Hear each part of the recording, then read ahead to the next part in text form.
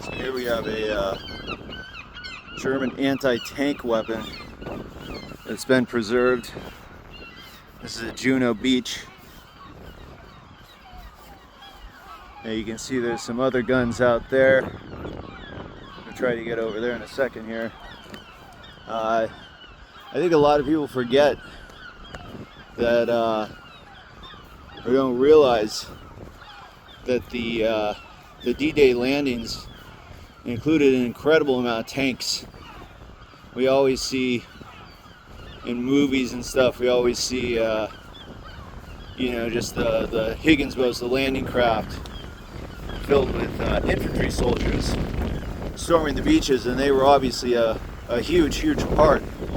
But there were also lots of tanks, including floating tanks, that hit all the beaches, which is why you had a lot of those anti-tank gun emplacements by the Germans. They knew that any invasion force was going to have a lot of armor hitting the beaches in addition to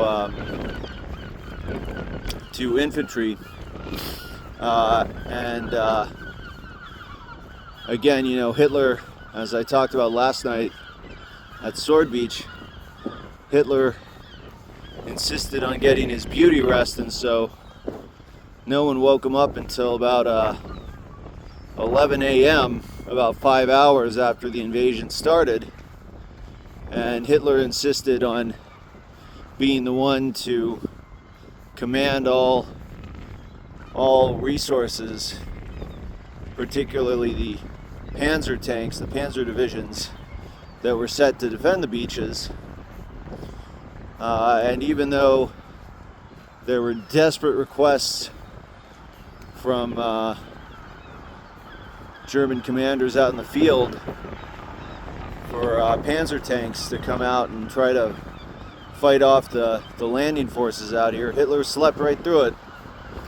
And on top of that, as I already talked about, Hitler was completely deceived by the massive disinformation campaign that included an entire ghost army that was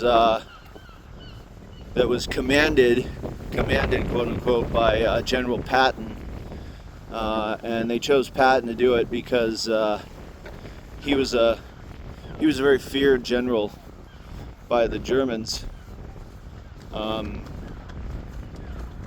And at the same time, he had also gotten himself into a little bit of trouble for slapping a few soldiers who were in hospital suffering from shell shock, what we now know as PTSD.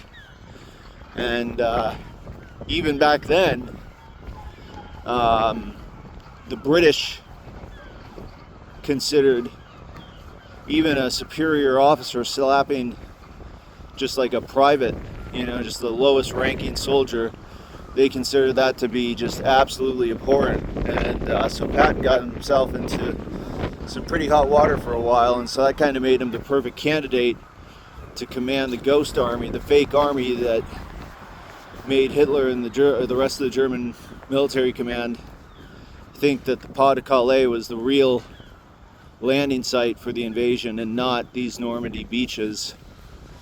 But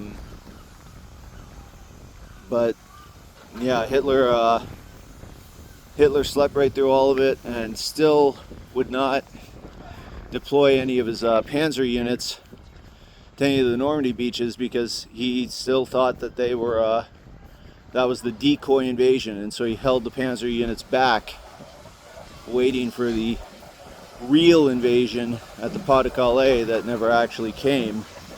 And that was hugely beneficial to the Allied invasion forces because they didn't have to deal with the Panzer tanks, which would have posed a real problem. A lot of the floating tanks that came in at all the beaches ended up sinking and not even getting ashore, and most of the time the crew in those floating tanks just drowned. So it was very fortunate. very fortunate for the excuse me, no problem. It was very fortunate for all the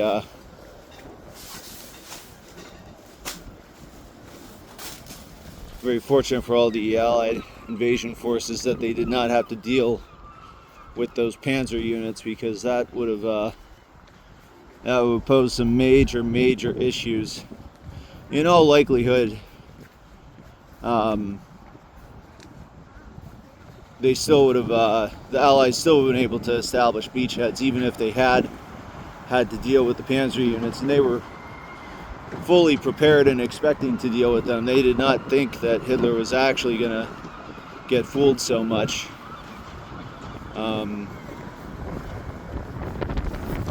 But nevertheless, having those Panzer units not get deployed definitely saved a lot of Allied casualties that otherwise would have happened if those tanks had been hitting these beaches trying to drive off the invasion forces. So now I'm going to go over here and I'm going to see if I can find some more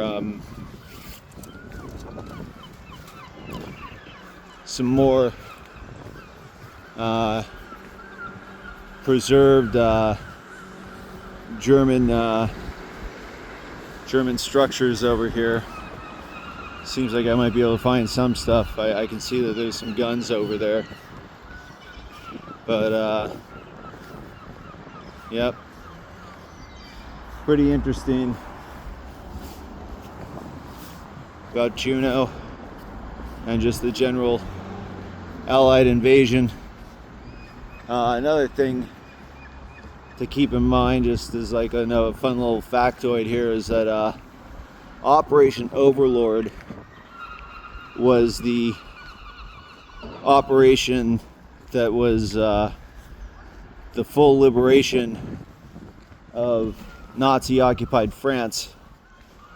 But the first invasion forces, including the airborne troops that were dropped in the early morning hours ahead of the forces hitting the beaches, as well as the landing forces that hit all 5 of the D-Day beaches, that was actually called Operation Neptune. It was its own operation ahead of or included in Operation Overlord. So maybe that'll win you something at bar trivia some night. Let's see what's going on over here.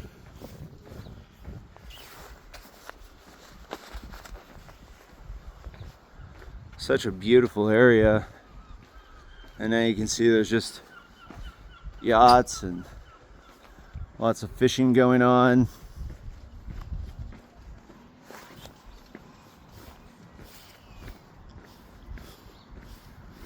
And there again you can see all the flags. They even fly the German flag here. Those are all the flags of all the countries that participated in this.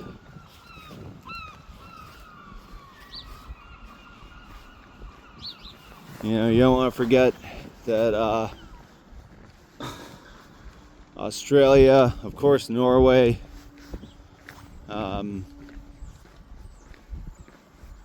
you know, there were a lot more to the Allied forces than just the British, the Americans, or even just the Canadians as well.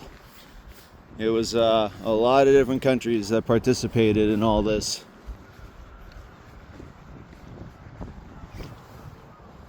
So we'll see what's going on there, and we'll get back to you.